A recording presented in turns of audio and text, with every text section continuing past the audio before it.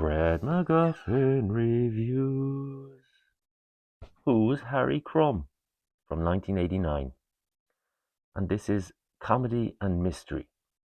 And it stars John Candy and is directed by Paul Flaherty, who also directed 18 Again. And he did a lot of direction for comedy shows. So this was one of his first big movies.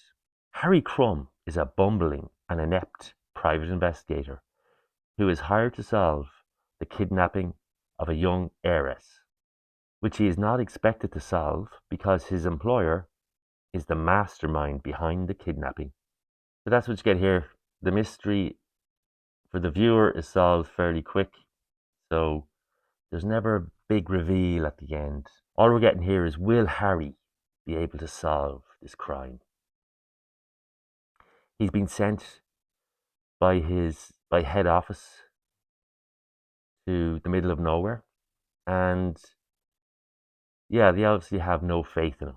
Great 80s cast here. We have John Candy, of course, who you may have seen in Splash, Brewster's Millions, Spaceballs, Planes, Trains and Automobiles, Uncle Buck, and Cool Runnings.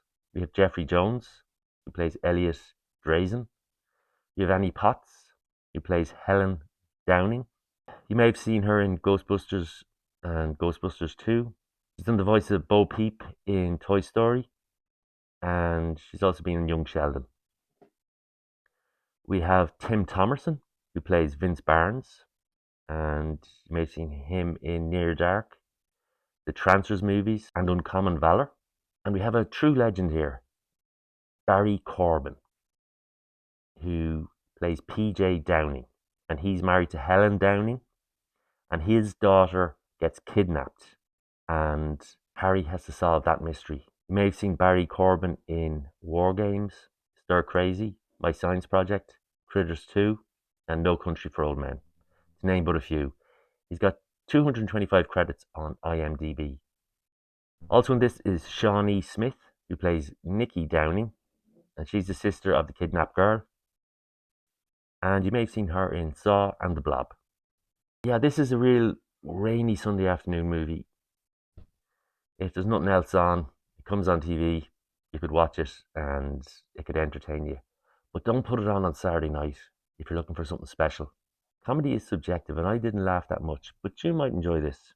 It feels a lot like the Pink Panther, where our detective likes to disguise himself in bizarre costumes. So you get a lot of that. There's another movie called Fletch that has that, and Fletch Lives. There's a few questionable disguises in this that you definitely wouldn't get away with now. But for me, there's a few laughs, but not enough to recommend this. And this is an FND movie for me. You'll forget about it the next day. But look, maybe for John Candy completists, this is worth watching or tracking down. For me, I'd give this a 2 out of 5. Fred MacGuffin's reviewed. Who was Harry Crumb?